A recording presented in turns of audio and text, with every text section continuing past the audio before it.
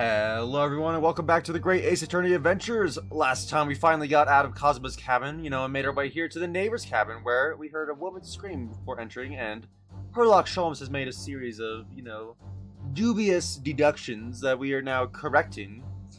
So, as Mr. Herlock Sholmes pointed out last time, he believes that this man here was about to cut off his beard to conceal his identity as like a revolutionary, and that he was also kidnapping the Russian ballerina.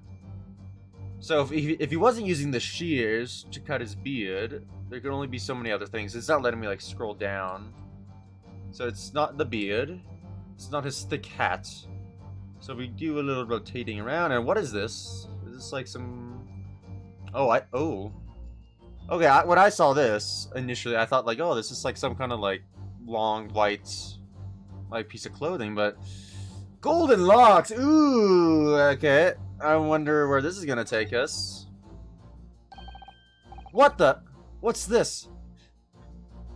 Okay, so my first impression, right, is that this is the ballerina, and she has somehow concealed herself to be a man, which would make sense because we heard a woman scream, and she's concealing her identity.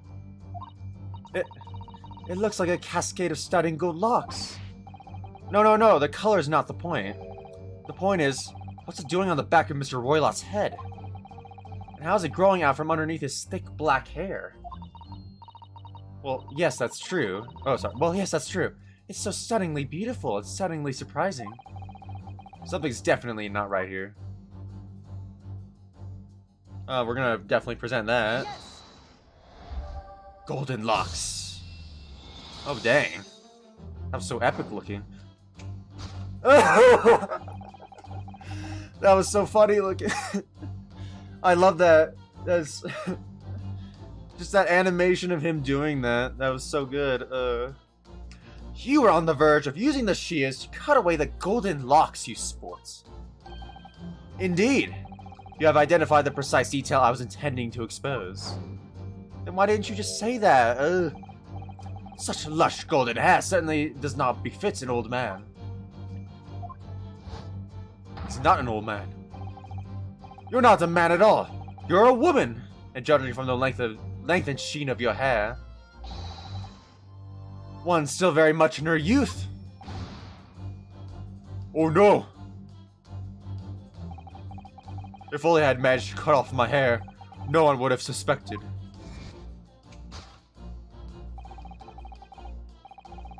The question then begged is this: why would you desire to rid yourself of these magnificent locks? Once again, the answer is plain. We have clear evidence to shed light on the matter. I'm sure it needs no further clarification. The evidence that reveals your true identity is the article about the revolutionary. Oh my god, you're such an idiot, dude. Well, that was a shock. I had no idea that the old man was really a young woman in disguise, did you? What? Why are you staring at me like that? Yes, it was a surprise, Naruhodo-san. You're enjoying this, aren't you? Sorry? You look like you're in your element as you dance around the room deducing the facts, Mr. Sholmes. I'm just doing what we agreed. I'm not having fun or anything. This is strictly business, not strictly... Yes, I understand. Say no more. Well, anyway, let's focus on this next part of Mr. Sholmes' deduction, shall we?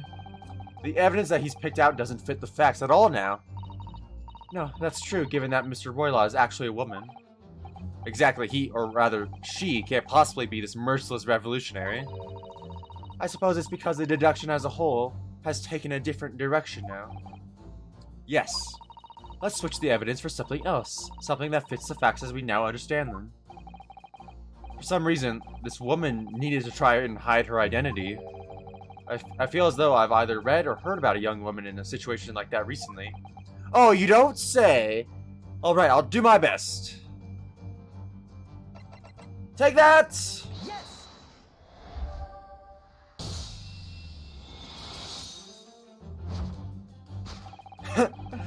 Dude, I love the animations of this game so much. The evidence that reveals your true identity is, of course, the article about the ballerina. That's right! You've hit the nail on the head!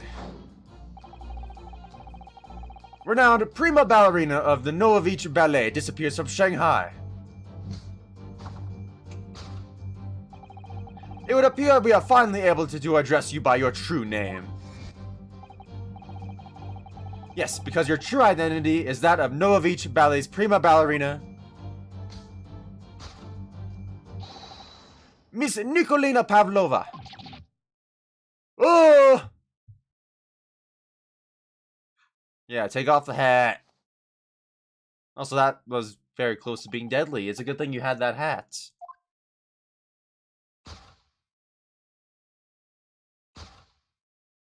Oh my gosh, this is quite the transformation.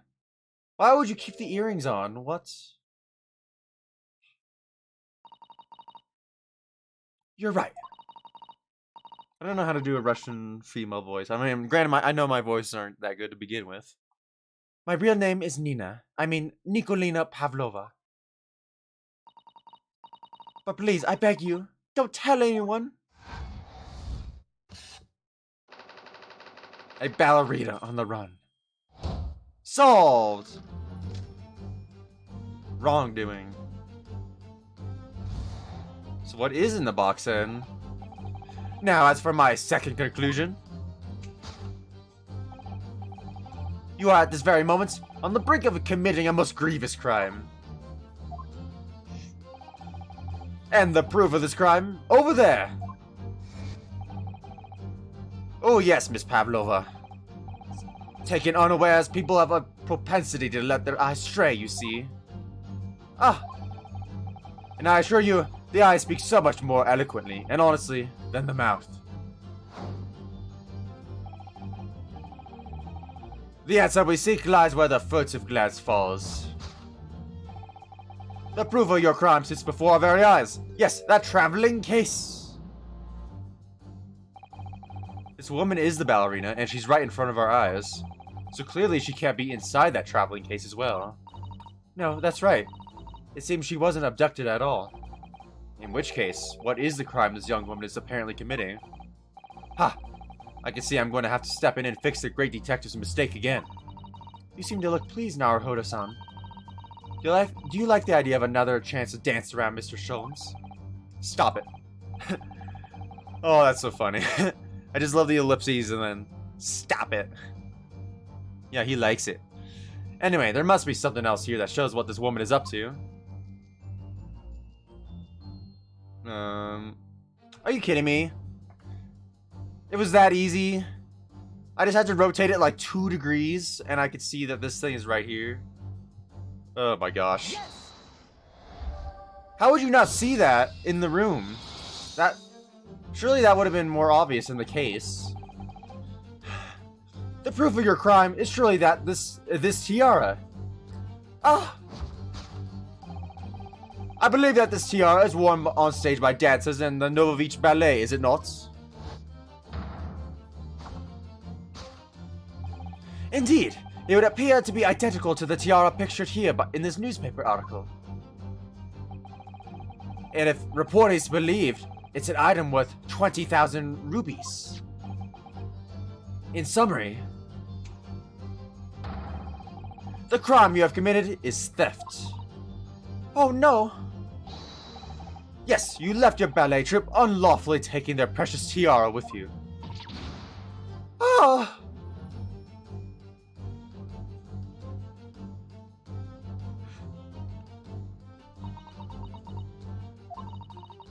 I have no one, no family, no friends. I'm all alone and I need money. You had a job though, didn't you? But I did not steal the tiara. It was a present from, how do you say, an Earl of Prussia. It belongs to me. This girl's only 15 years old and she's a runaway all by herself? She must have been extremely lonely.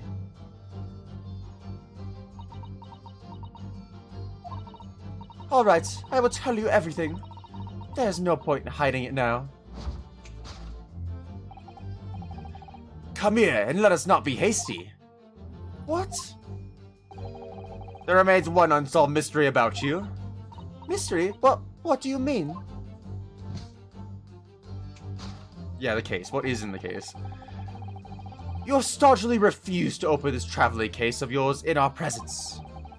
It is reasonable to conclude, therefore, that there exists some reason why you wish it to remain closed. Is that not so, Miss Pavlova? My dear girl, there's no sense in playing games with me. Nothing escapes my attention. Indeed, I have a very good idea of the contents of your case, even before I've ever laid eyes on them. Dear me, we're not well suited to a life of crime, are we? Your careless coup d'oeil. What is that word, by the way? Coup d'oeil? Betrays you. I've never seen that word, or I might have heard it. Whatever. Yeah, I'm excited to see where he takes this now. Once again, we need only follow your furtive glances to find the answer. Yes, the reason why you refuse to open your case is written in the books on the shelf. What? Also, these books are like knocked over the exact same way that Cosmo's were. That's interesting. He's completely changed tack with his deduction now. I think Mr. Schultz is adapting his logic to the changing circumstances, don't you? Maybe, but why has he suddenly brought the bookshelf into all this? It's just a wild guess, surely. Oh, do you think so? Well, it doesn't seem likely that the reason why this young woman doesn't want to open her case would have been written in a book that doesn't even belong to her. Yes, that's true, but still. Miss Pavlova certainly did cast her eyes in that direction. I noticed it myself. Then there has to be another reason why she won't open her case. And it must be somewhere in the same area if that's where her gaze was involuntarily drawn. I agree. That's the only answer. Whatever she has hidden inside that case should be revealed by following her gaze in the direction of the bookcase. What does the sign say? It's small picture. I'm just looking at my options here. So I can't select anything else, so it's probably going to be the rules here. Yes! I don't remember what the rules were when I read them in the other cabin. Yes, the reason why you refuse to open your case is written in the rules of passage. Passengers must not keep weapons or other dangerous objects in their cabins. Pets are also strictly forbidden. Oh, okay. She has pets. Inside that case of yours is nothing forbidden from the carriage. It's something forbidden from carriage on this vessel. That is the real reason why you refuse to open it, thus revealing its contents.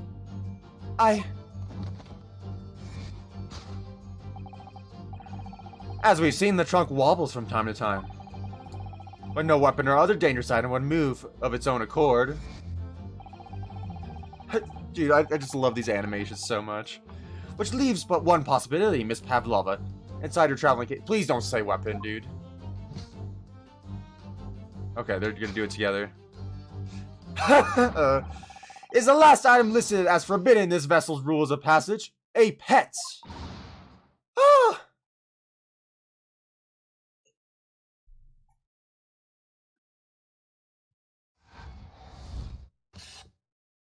And there we go. Possession of a prohibited animal.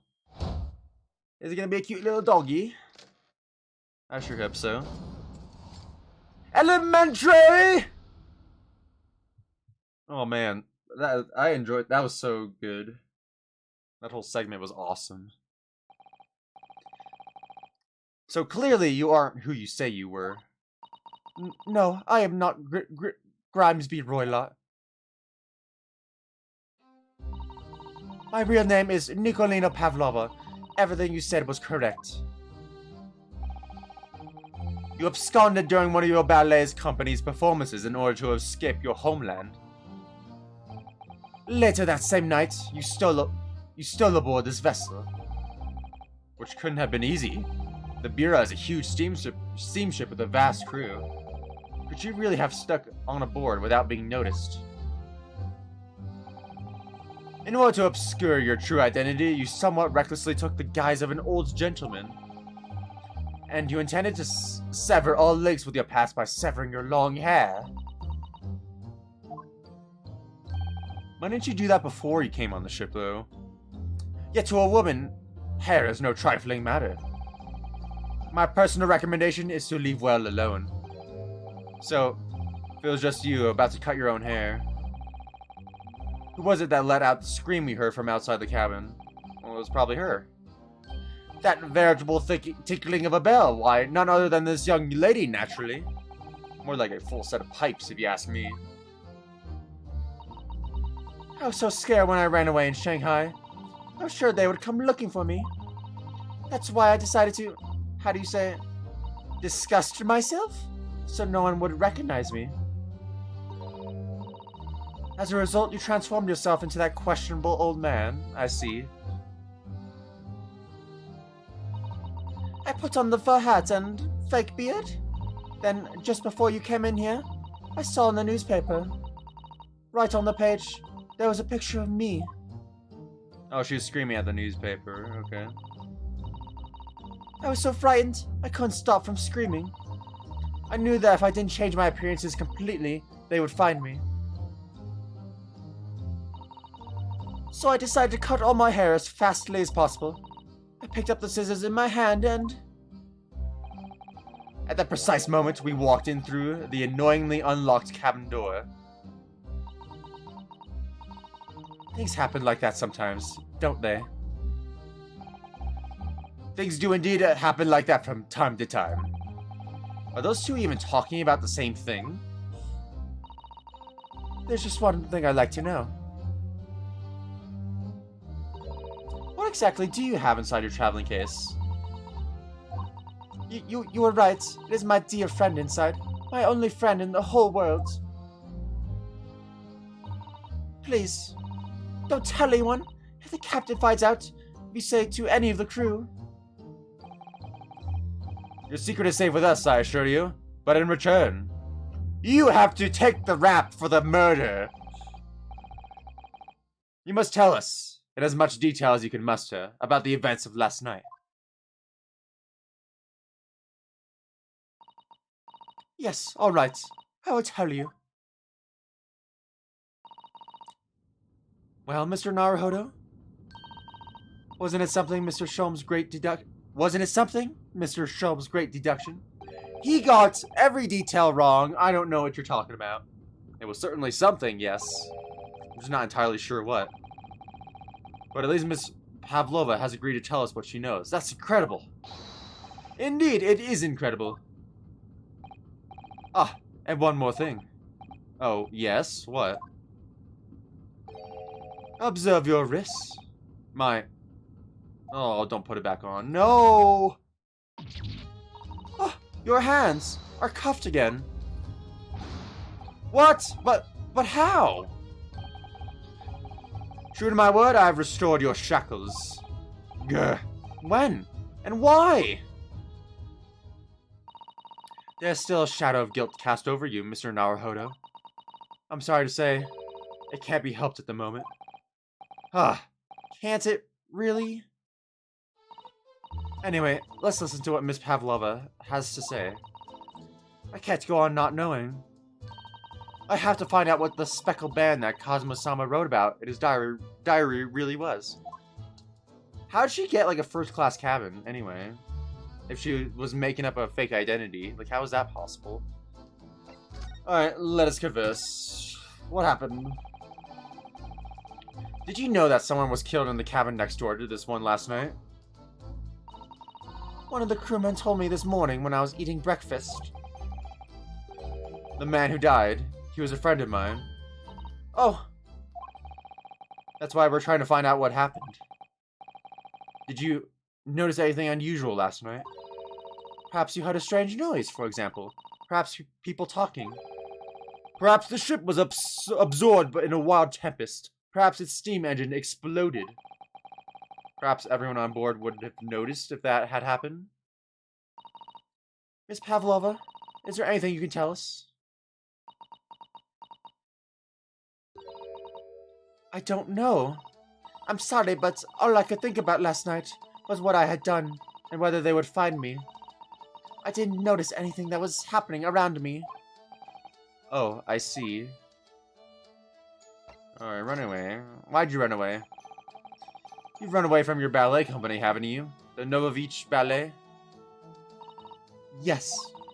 I'm traveling to Great Britain, and from there, I want to go to America. I will never dance again. I want to forget everything about the ballet. I will start a new life. You wish to forget? A challenging proposition. When you have that striking tiara as a reminder. But the tiara is mine. I need it to live.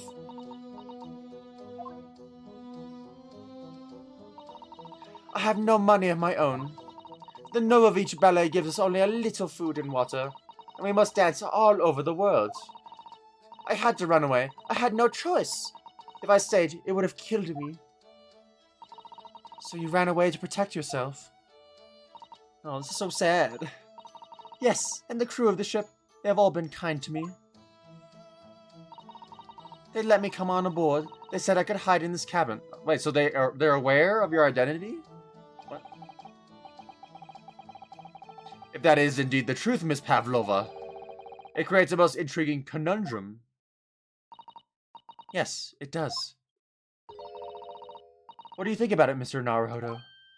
Me? Oh, well, yes, of course. I think we should hear Miss Pavlova's explanation to what this conundrum is. I'm not sure, but...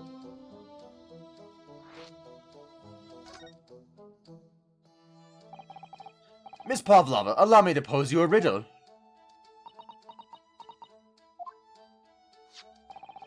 According to this newspaper, it was only yesterday that you absconded from the ballet. Now, that being the case, it must have been last night that you boarded this vessel. However, the SS Bureau stopped by no port last night. Ah, that's it, of course. Oh, that is quite interesting. So how is it, pray, that you came to be aboard? Now that I think about it, the crewmen outside the cabin acted very strangely when we mentioned that. It's just after we asked him about when the occupant of this cabin came aboard.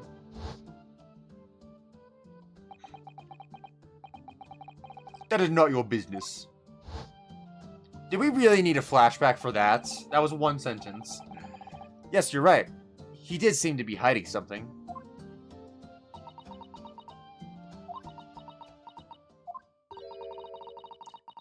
An angel descended from the heavens, bringing grace and beauty to the stage.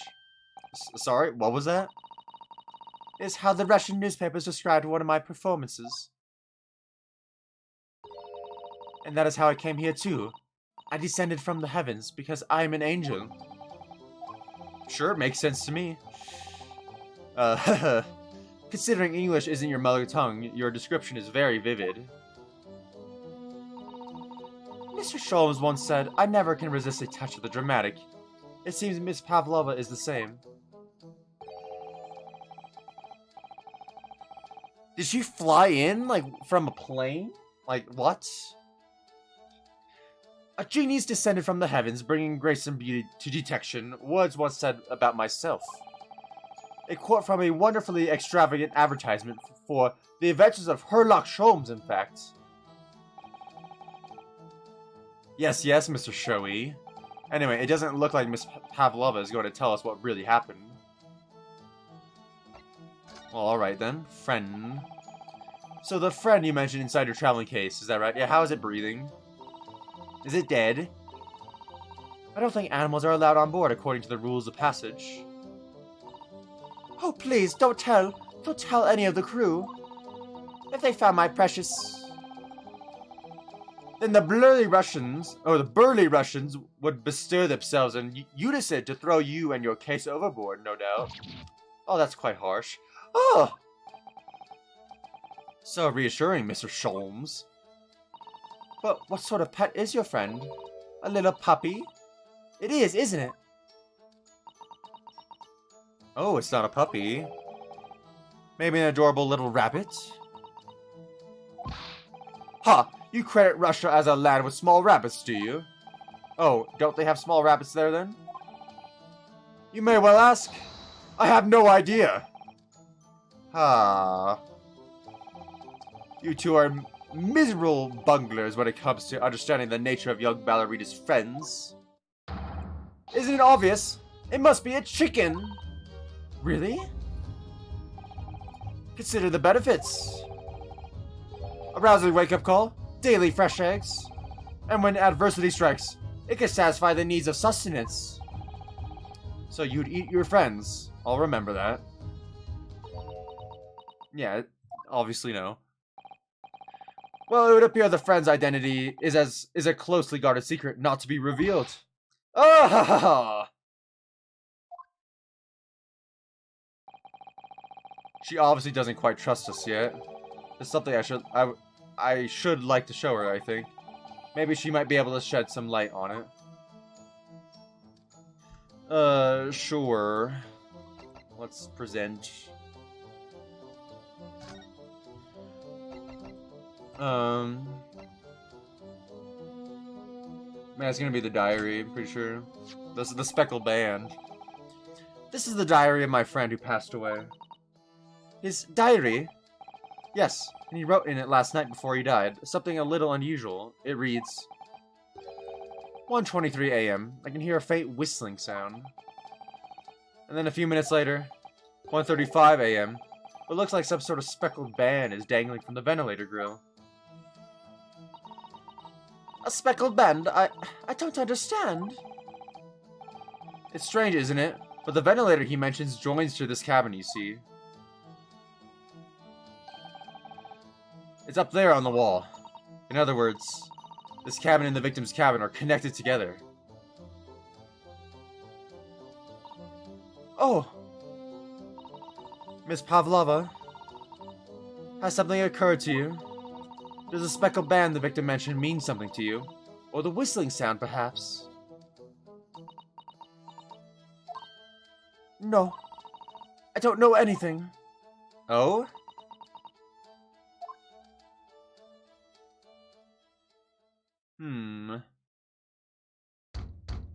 Knock knock. Excuse me, Mr. Royla. Yes, well, how did she do that? Wow, she's fast. Captain would like to speak with you. You must come to Captain's quarters at once. Please. Alright, I will come now.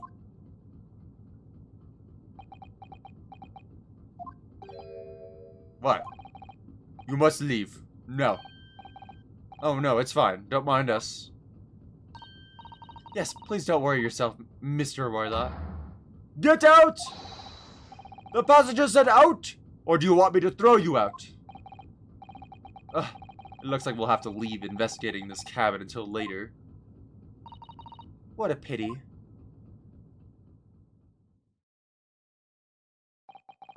And so we lost our chance. Having still not managed to investigate Miss Pavlova's cabin, we were unceremoniously chased out. That is to say, we were quite literally picked up and thrown into the passageway outside. To be continued. Alright. I will indeed save my progress.